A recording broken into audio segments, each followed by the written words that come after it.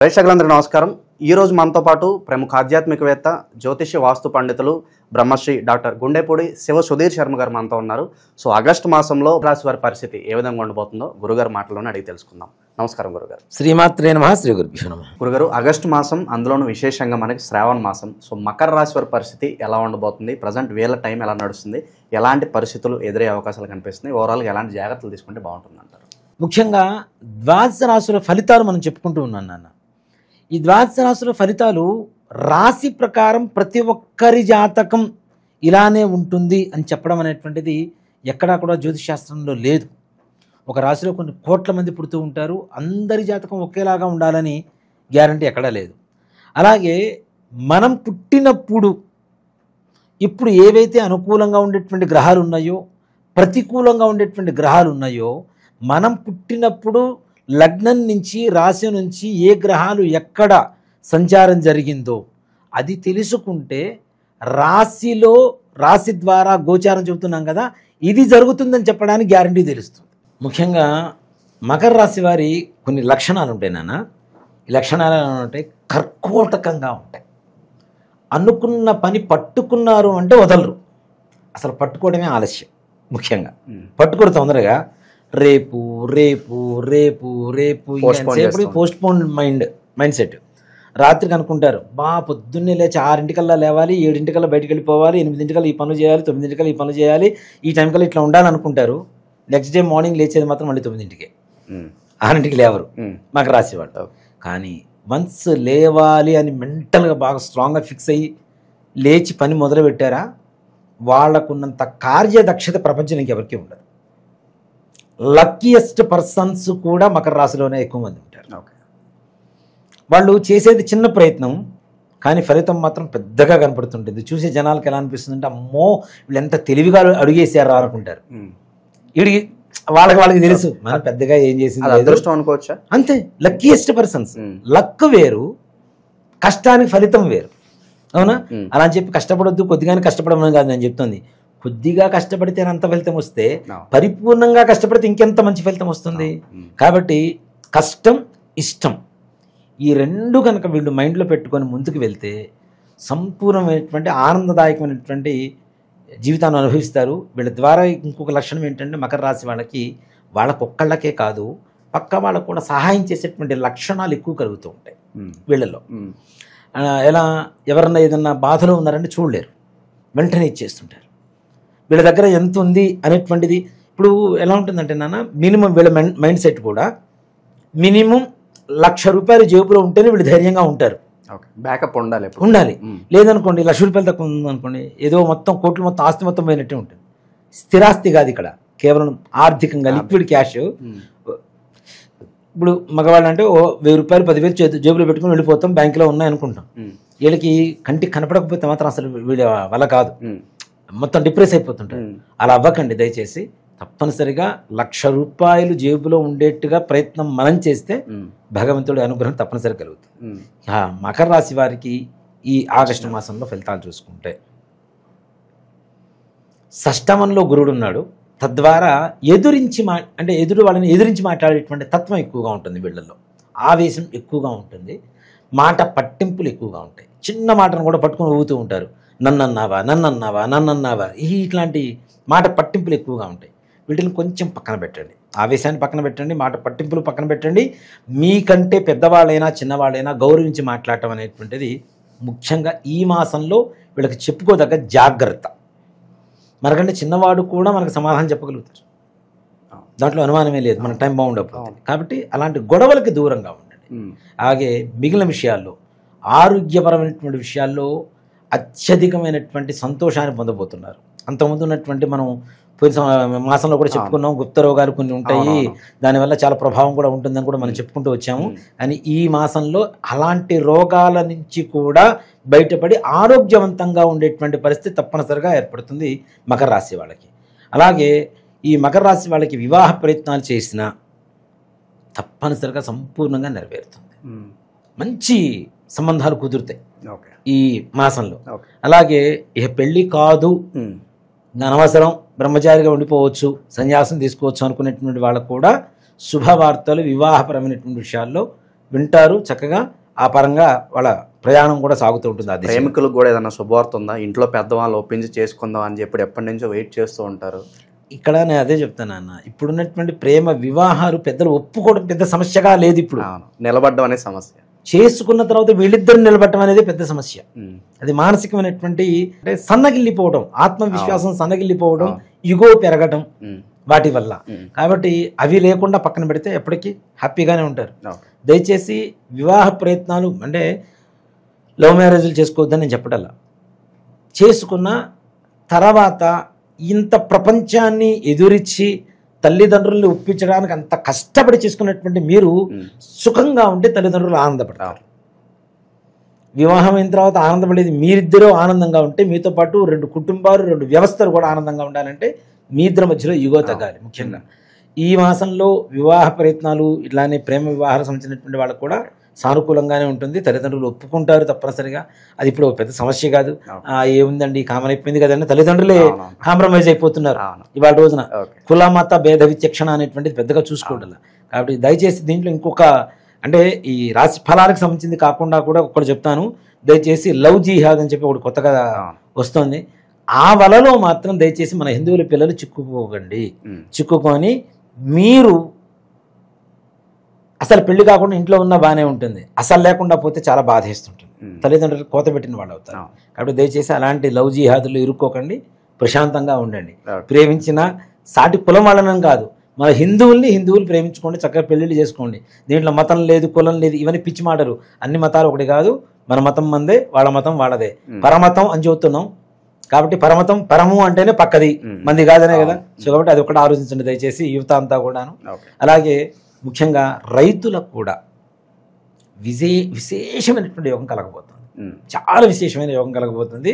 వీళ్ళు అప్పులు చేసి పంటలు వేశారు కదా, అప్పులు మొత్తం తీరిపోయి నెక్స్ట్ పంటలకు కావాల్సినటువంటి డబ్బు సంపాదించుకొని, అంతేకాకుండా వాళ్ళ ఇంట్లో అవసరాలకు కావాల్సినటువంటి వివాహాలు కావచ్చు, శుభకార్యాలు కావచ్చు, ఇళ్ళు కొనుక్కోవడానికి కావచ్చు, వాటికి కావాల్సినటువంటి డబ్బును కూడా దాచుకునేంత ఆర్థిక లాభాన్ని మకర రాశి వాళ్ళు ఆగస్టు నెలలో పొందడానికి సంపూర్ణమైనటువంటి అవకాశం కలుగుతుంది. ఈ టైంలో పెట్టుబడులు పెట్టడానికి సరైన సమయాన వ్యాపారస్తులకి పలానా పెట్టుబడులు పలానా వ్యాపారాల్లో పెడితే లాభాలు వస్తాయంటే ఏం చెప్తారు?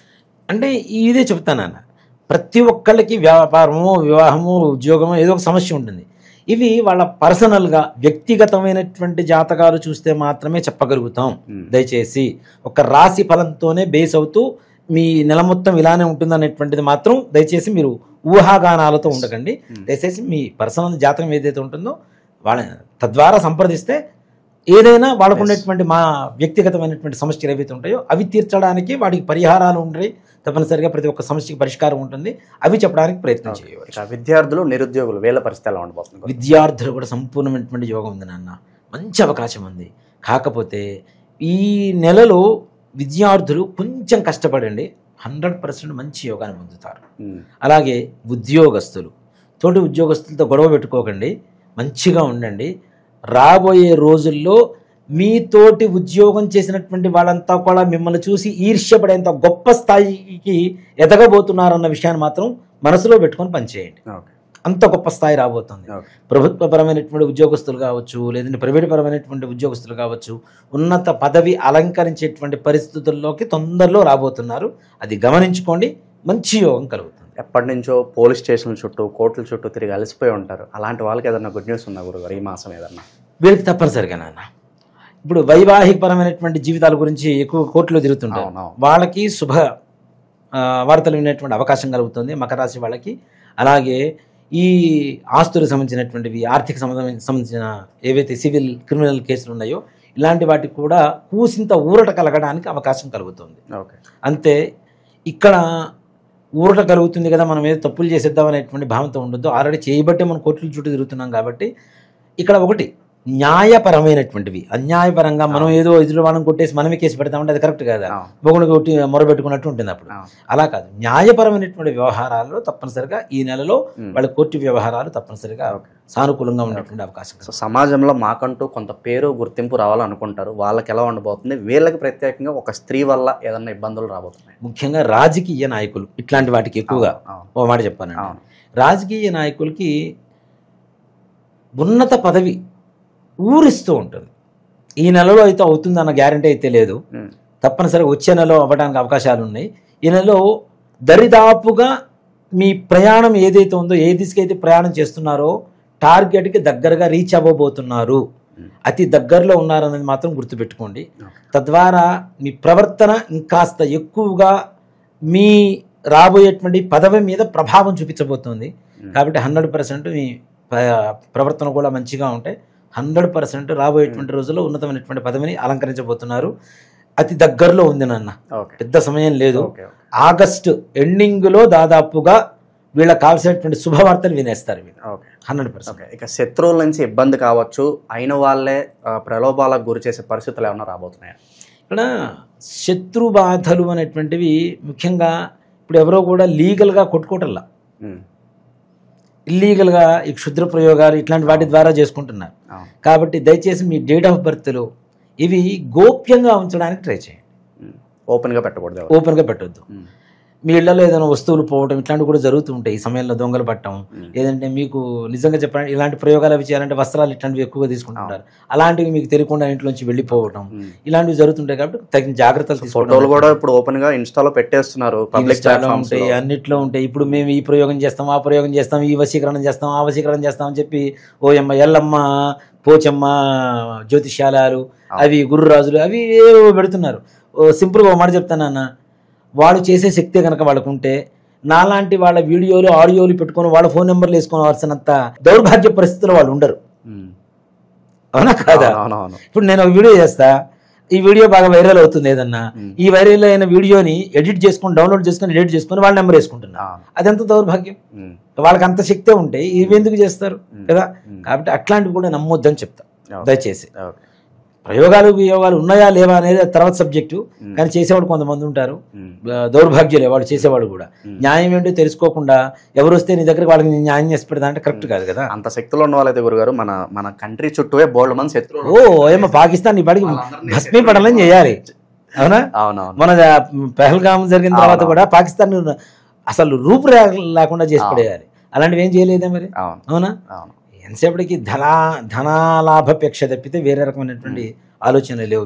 గురుగారు, విశేషంగా ఇక శ్రావణ మాసంలో ఎలాంటి పరిహారాలు చేసుకుంటే బాగుంటుంది, అలాగే 30 దాటినా కూడా మాకు పెళ్ళి అవ్వట్లేదండి అనుకున్న వాళ్ళకి ఒక స్పెషల్ రెమెడీ ఏమన్నా తెలియజేయండి. ఇక్కడ ఒక మాట చెప్తానన్న, ఇప్పుడున్నటువంటి 12 రాసులు 12 రాసుల్లో కూడా ఎవరికైనా సరే ప్రపంచంలో ఉన్న 700 కోట్ల చిల్లర జనాభా అందరికీను 2 రకాల దోషాలు ఉన్నాయని ఖచ్చితంగా చెప్పగలుగుతా. ఏంటి? పితృదోషం, స్త్రీ శాపం. వీటిలో ఇంకా అనేక రకాలైనటువంటి దోషాలు ఉన్నాయి. దేవతా శాపాలని, వృక్షవధలు, జంతువధలు, సర్పవధలు ఇట్లాంటివన్నీ కూడా దోషాలే. ఇవన్నీ మన పూర్వీకులు చేసినటువంటి తప్పిదాల వల్ల భవిష్యత్ తరాలు అనుభవిస్తాయి. మన పూర్వీకులు ఆస్తులు ఇస్తే మనం తీసుకుంటామా లేదా? అట్లాగే వాళ్ళు చేసినటువంటి తప్పులకి ప్రభావం కూడా మనం తప్పనిసరిగా అనుభవించాల్సిందేగా. మా తాతగారు ముత్తాతగారు ఉన్నారు, ఆస్తులు మొత్తం అమ్మేశాడు. ఆ పేదరికం అనేటువంటిది కంటిన్యూ అవుతుందా లేదా? అవునా? అలాగే ఆస్తులు బాగా కూడబెట్టాడు, ఆ డబ్బులు అయితే మేము తింటామా లేదా? దాని ప్రతిఫలమితం అంటే ఒక్క ఆడవాళ్ళ కన్నీటి చుక్క మీ వంశాన్ని మహాసముద్రమై సముద్రంలో వచ్చేటువంటి సునామీగా మార్చి వంశాన్ని మింగేస్తుంది. దీనివల్ల పెళ్ళిళ్ళు కాకపోవటం, అనుకున్నటువంటి పనులు కాకపోవటం, వ్యాపారం బాగుండకపోవటం, ఉద్యోగం సరిగా రాకపోవటం, పిల్లల మాట వినకపోవటం, పిల్లలు ఆరోగ్యవంతంగా ఉండకపోవటం, ఇంట్లో అనారోగ్య సమస్యలు, ఆర్థిక సమస్యలు, ఇచ్చిన అప్పులు వెనక్కి రావు, మనం తీసుకున్న అప్పులు తీర్చలేము, మనం ఎవరికన్నా అడ్డుండి ఇప్పిస్తే అవి కూడా మనం కట్టుకునేటువంటి పరిస్థితులు రావటం, ఇట్లానే దీంతో పాటుగా అనేక రకాలైనటువంటి మానసికమైనటువంటి అస్థిమిత, అట్లానే పిల్లలు ఆటిజంతో పుట్టడం, అవునా, చదువుకోరు, ఇంకా దుర్వ్యసనాల పాలవ్వటం. అంటే మనుషుల్లో అందరికీ ఉందనే చెప్తాను.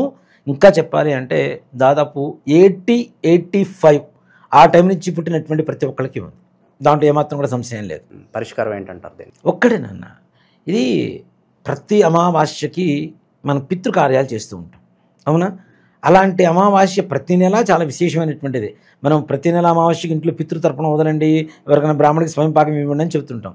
తద్దినాలు పెట్టరు. తద్దినాలు పెట్టకపోవడం, మేము కాశీలో పెట్టొచ్చామండి, గైలో పెట్టొచ్చామండి, నిన్న భోజనం చేసాం, ఇవాళ భోజనం చేయకుండా మానుతామా? నిన్న పండగ జరిగింది, మరుసటి రోజు మళ్ళీ వండుకొని తింటామా లేదా? అవునా? అక్కడెక్కడో కాశీలో పిండం పెట్టొచ్చాము ఇంకా అయిపోయింది అంటే అది ఎట్లా కరెక్ట్ అవుతుంది? కొంతమంది ఇంట్లోంచి చెప్పకుండా వెళ్ళిపోతుంటారు. వాళ్ళు ఉన్నారో లేరో కూడా తెలియదు. ఒక మనిషి 14 సంవత్సరాల పాటు కనుక కనపడకుండా వెళ్ళిపోతే వాళ్ళకి కర్మ చేయవలసిందే. అది చేయట్లేదు, అవి వదిలేస్తున్నాం. అసలు ఇప్పుడు ఉన్నారో లేదో కూడా తెలియదు, వదిలేస్తున్నాం. ఇలాంటివి తద్దినాలు పెట్టకపోవటం, కర్మలు సరిగా చేయకపోవటం, శ్రాద్ధం శ్రద్ధతో పెట్టకపోవటం, తల్లిదండ్రులు ఇచ్చినటువంటి జన్మ, వాళ్ళు ఇచ్చినటువంటి విద్య, వాళ్ళు ఇచ్చినటువంటి శరీరం, రక్తం, మాంసం, దీంతో పాటుగా వాళ్ళు ఇచ్చినటువంటి జ్ఞానంతో మనం బ్రతుకుతున్నాం. ఇన్ని ఇచ్చినటువంటి వాళ్ళ రుణం తీర్చుకోవాల్సిన అవసరం ఎవరికి ఉంది? కొడుకుంటాం. అవునా? ఇలా కొడుకు చేయకపోవటం వల్ల కొడుకులకి కొడుకులు పుట్టకుండా కేవలం కూతుళ్ళే పుట్టేటువంటి దోషం కూడా ఈ దోషం ద్వారా కనబడుతూ ఉంటుంది. అంటే ఇక వంశం లేదుగా. నెక్స్ట్ ఇంటి పేరు ఎక్కడుంది? ఆడపిల్లలే పుడితే ఇంకో ఇంటికి అమ్మాయిని ఇస్తావు, అమ్మాయి ఇంటి పేరు అబ్బాయి ఇంటి పేరు అవుతుంది, కానీ నీ ఇంటి పేరు లేదు కదా, అయిపోయింది కదా, శాశ్వతంగా నీ వంశం నిర్వంశం అయిపోతుంది. ఇలా అసలు పిల్లలు పుట్టకపోవటం కూడా, అనుకున్న పని ఏ ఒక్కటి పూర్తి కావటం లేదా.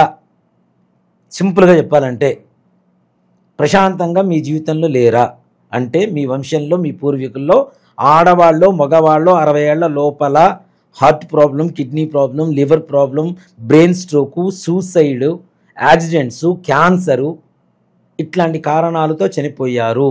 మీ పూర్వంలో 2 వేసి పెళ్ళిళ్ళు చేసుకున్నారు. ఇంట్లో భార్య ఉండగా కూడా ఇల్లీగల్ కాంట్రాక్ట్స్ పెట్టుకొని ఇంట్లో ఉన్న ఆడవాళ్ళని బాధ పెట్టారు.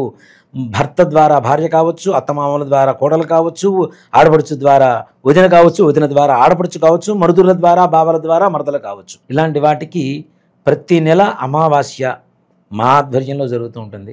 తప్పనిసరిగా గోకర్ణంలో మహాబలేశ్వరుడి చెంత ఈశ్వరుడు ఆత్మలింగం, ప్రపంచంలో ఇంకెక్కడా లేనటువంటి ఒకే ఒక్క చోటు ఉన్నటువంటి ఆత్మలింగం గోకర్ణ క్షేత్రంలో మాత్రమే ఉంది. అక్కడ చాలామంది కూడాను ఈ మన సామూహికమైనటువంటి శ్రార్థాలు అవి చేస్తుంటారు. దయచేసి మీరు చేయించుకోపోయినా పర్లేదు, సామూహికమైనటువంటి శ్రార్థాలు పెట్టవద్దు. దానివల్ల వచ్చేటువంటి మంచి ఫలితం కంటే చెడు ఫలితాలు ఎక్కువగా ఉంటాయి. ఈ వెబ్సైట్లు అవన్నీ కూడా చాలా క్రియేట్ చేసి చాలామంది చేస్తున్నారు. అవి కూడా వాటిలో ప్యాకేజీలు పెడుతున్నారు. అవన్నీ కరెక్ట్ కాదు నాన్న. రాండి, తప్పనిసరిగా సశాస్త్రీయంగా ఎవరైతే బ్రాహ్మలు ఉంటారో, కర్ణాటకలో అందరికీ తెలుసు జంగం వాళ్ళు ఎక్కువ మంది ఉంటారు. జంగం వాళ్ళు కాదు, బ్రాహ్మలే, జంగం వారు జంగం వారే. సో కాబట్టి బ్రాహ్మలు చేసేటువంటి విధానంగా సశాస్త్రీయంగా అక్కడ తప్పనిసరిగా పూజ చేయించుకొని మన దగ్గర నుంచి బస్సులోంచి బయలుదేరుతుంటాం. ఇక్కడ నుంచి ప్రతి నెల అమావాస్య ముందు రోజు బయలుదేరుతాం. అమావాస్య రోజు పూజ అక్కడ. అందులో ఈ శ్రావణ బహుళ అమావాస్య మఖా నక్షత్రం కలిసి వచ్చింది. ఈ దోషాలు ఉన్న వాళ్ళ వంశంలో మఖా నక్షత్రంలో పుట్టేవాళ్ళు కూడా కొంతమంది ఉంటారు. మఖా నక్షత్రం కలిసి వచ్చినటువంటి అమావాస్య, శ్రావణ బహుళ అమావాస్య చాలా విశేషమైన ఈ ఆగస్టు మాసంలో వచ్చే అమావాస్య.